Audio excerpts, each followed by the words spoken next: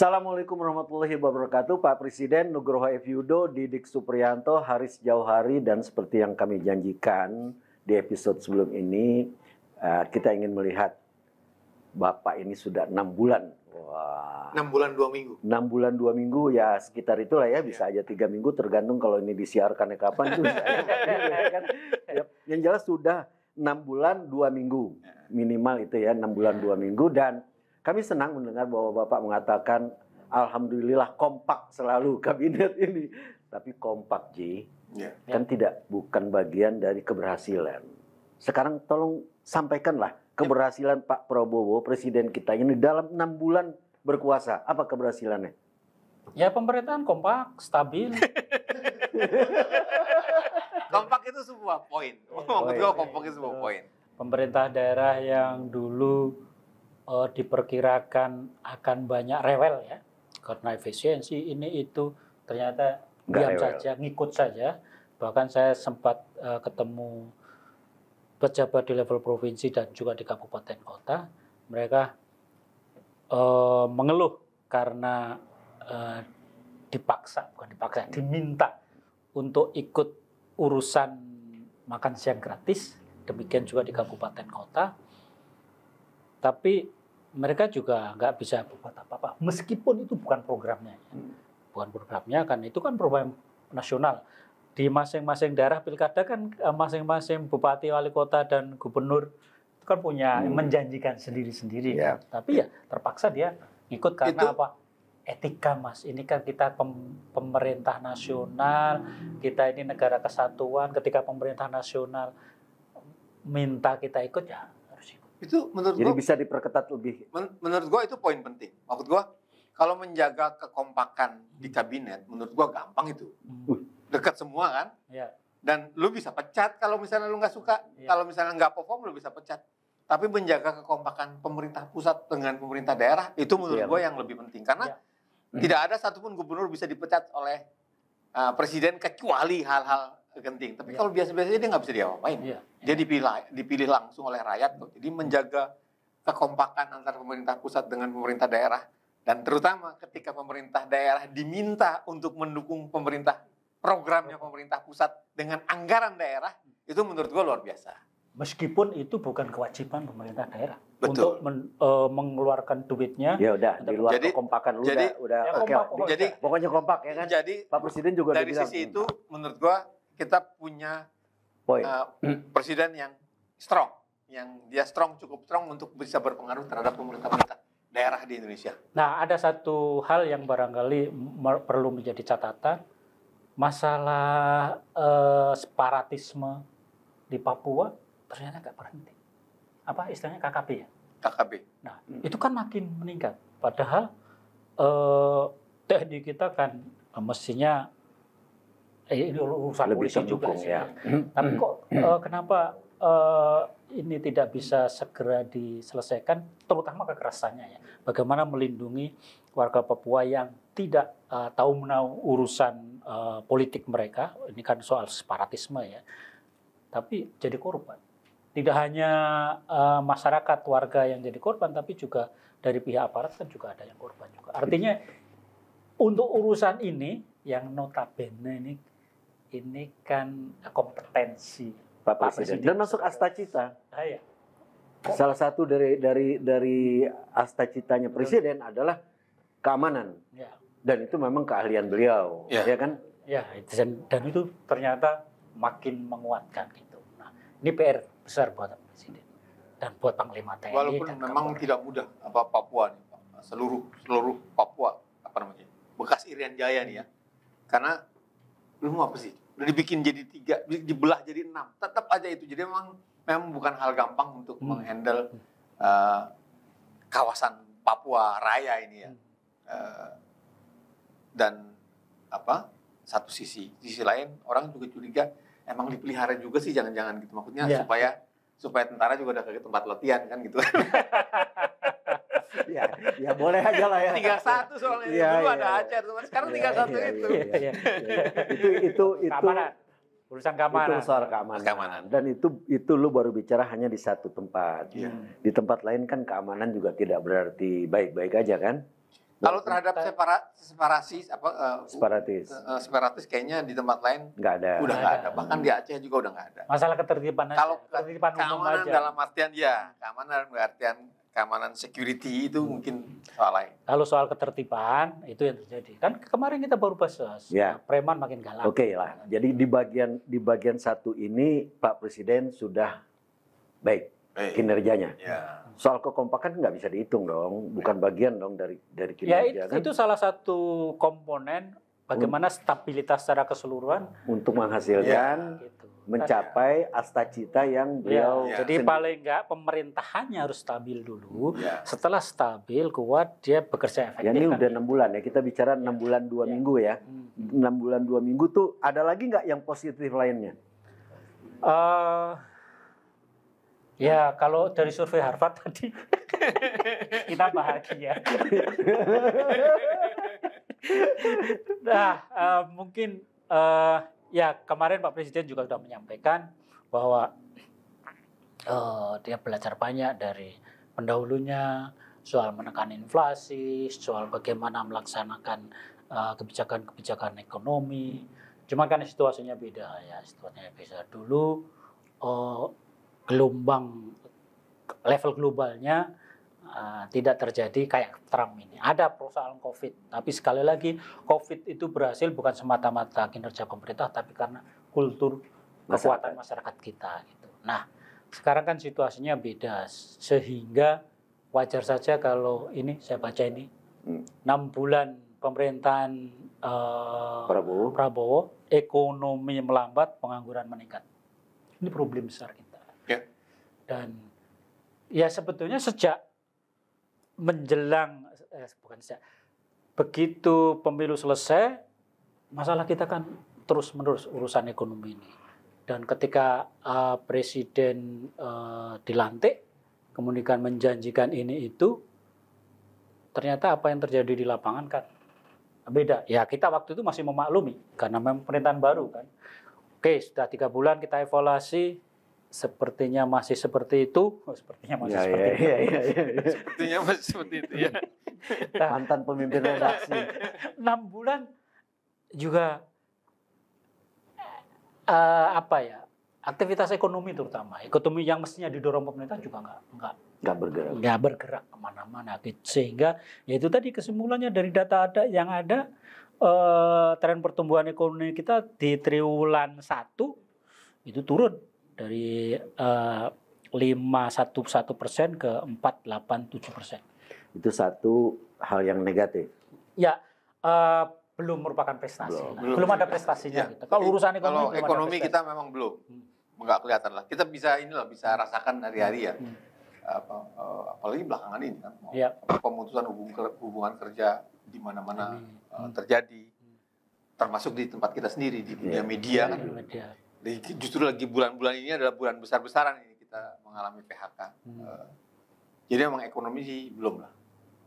Itu harus banyak ditingkatkan. Terutama kita sekarang ini nggak bisa lain, kita sangat mengandalkan atau sangat mengharapkan adanya modal asing yang masuk ke sini untuk investasi langsung, bukan masuk di bursa, tapi untuk investasi langsung itu harus dan buat yang dalam negeri, buat para konglomerat, pemerintah harus bikin mereka lebih confidence untuk jangan lagi ditabung duitnya disimpan di tabungan, tapi digelindingkan, dijadikan investasi. Itu kan, apalagi selain ini kan ekonomi udah jelas lah ya. Walaupun kemarin Pak Presiden memuji-muji pendahulunya ya, gua rasa nggak relevan ya, karena ada beberapa yang seperti dibilang perbedaan perkembangan. Kemudian ada beberapa juga perbedaan catatan, seperti angka kemiskinan. Kita melihat bahwa kemiskinan itu kalau pengangguran makin tinggi, tentu kemiskinan otomatis makin besar. Meskipun seperti di episode sebelumnya kita membicarakan hasil penelitian Universitas Harvard yang mengatakan bahwa kita salah satu yang paling bagus lah di dunia dalam soal kesejahteraan. Paling berbunga-bunga. Paling berbunga-bunga ya. Akan tetapi kan kita sendiri sadari kalau kita melihat ke pinggir jalan aja makin banyak orang yang ada di jalan untuk mengais rezeki. Itu sampai ke anak-anak kecil bawa-bawa gerobak untuk ngamen. Sampai tengah malam Ji. Kalau di pasar Minggu tuh sampai tengah malam. Itu kan itu kan lu nggak bisa mengatakan bahwa kinerja Pak Presiden dan grupnya ini berhasil. Nyatanya makin banyak orang-orang yang lu bolehlah mengatakan tidak ada orang Indonesia yang tidak bisa makan. Oke, mereka bisa makan. Tapi dengan sangat sulit. Bahkan standar kemiskinan kita aja 20.000 per orang per hari udah dianggap nggak miskin. Lu dapat makan apa 20.000? Itu yang apalagi kalau di Jakarta. Itu yang sebenarnya gue bertanya-tanya, kenapa sih mesti diakalin gitu loh? Itu dari zaman Pak Jokowi ngangkalin standar. Pak Jokowi kan juga waktu selain soal angka dia juga memerintahkan si menteri-menterinya kalau mau bagi bansos, bagi ini, bagi itu, lakukanlah sebelum BPS survei. Karena beliau sadar kalau menggeser surveinya kan nggak bisa. Nah, karena survei ini kan udah rutin gitu. Akibatnya? Makanya survei sebelum survei bantuan sosial digelontor sehingga ketika disurvei bagus. Mudah-mudahan Pak Presiden tidak meniru ini kan. Presiden kita berhentilah merekayasa data, berhentilah merekayasa hanya untuk image yang lebih bagus. Gitu. Nggak perlu lah ya. Nggak perlu lagi. Nah sekarang ini kalau lu harus menilai, ini kan lu kayaknya susah juga untuk mengatakan apa kekurangannya nih. Ya kan, yang ada kelebihan yang paling menonjol kekompakan, yang juga dinyatakan oleh Presiden. Yang kekompakan itu mestinya kan nyata menjadi peningkatan kesejahteraan sesuai amanat konstitusi. Itu kan kewajiban Presiden, ya kan? Kemakmuran, kesejahteraan itu kan nggak terjadi di lapangan. Belum. Lo mau nanya apa? Saran lu? Nggak ada, gue nggak ada saran. Saran gue adalah Pak Presiden jangan terlena memuji-muji yang lalu dan segala macam. Jangan terlena pada angka-angka seperti itu, tapi datang ke lapangan, lihat ke. Kalau saya punya saran buat Pak Presiden, sebetulnya Pak Nuk juga sudah pernah menyampaikan itu, dievaluasi lagi MBG itu. MBG itu kan nilainya, MBG itu makan gratis, makan bergizi gratis. Itu dievaluasi aja, fokuskan ke daerah-daerah tertentu yang memang membutuhkan. Jadi misalnya kayak NTT, Papua, provinsi-provinsi yang tingkat atau kabupaten kota yang tingkat kesejahteraannya cukup, udah biarin aja. Dana yang ada ini untuk stimulus ekonomi. Kasarannya gini, kalau saya ingat omongannya Dede tahu nggak? Ya, siapa tuh? Temennya dia. Pernah saingan mereka. Padat karya itu. Hatip bis. Padat karya. Mantan Menteri Keuangan. Bikinlah pekerjaan-pekerjaan padat karya. Bahkan orang gali lubang, tutup lubang, gali lubang, bayar aja. Gak apa-apa. Karena apa? Setelah dibayar oleh negara, itu ekonomi akan berputar. Gitu. Jadi, oke, kalau untuk sementara ini nunggu investasi agak susah, ya udah. Apa yang sudah ada, katakanlah MBG itu disisihkan, kemudian Danantara itu dipotong lagi, bikinlah proyek-proyek padat karya, yang kemudian itu akan membuat masyarakat punya duit, dan belanja. Duit itu untuk belanja. Belanja itu yang menggerakkan ekonomi. Ya kan maksudnya. Terutama karena belanja rakyat pasti yang digerakkan juga terutama ini sektor informal. Kalau itu argumennya berarti nggak perlu diprioritaskan MBG harus ditingkatkan supaya dia lebih bergerak. Nggak, nyatanya MBG itu lu terima makanan. Yang dibutuhkan kan ada orang yang membuat, yang masak, yang apa. Itu kan bukan rakyat. Itu bukan rakyat, Bos. Itu yang dapat itu kelompok-kelompok inilah. Nah, kan sudah ada investigasinya juga. Ada investigasinya itu. Ada. Jadi jangan kasih makanan, dia kasih uangnya akan dibelanjakan. Orang miskin itu kalau dikasih uang dia langsung belanja ya. Kalau MBG ini kan bansos lagi dong. Enggak, ini padat karya. Padat karya itu intinya gimana supaya uang yang dimiliki negara itu jatuh ke rakyat. Begitu rakyat dapat duit, dia akan belanja. Soal pekerjaannya apa? Itu nomor 2. Mau gali lubang, tutup lubang, gali lubang, tutup lubang, bersihin sungai, bersihin got. Pokoknya yang penting dia kerja karena tujuannya adalah dia dapat. Nah, setelah dia dapat, dia akan belanja. Kayak Pemda DKI.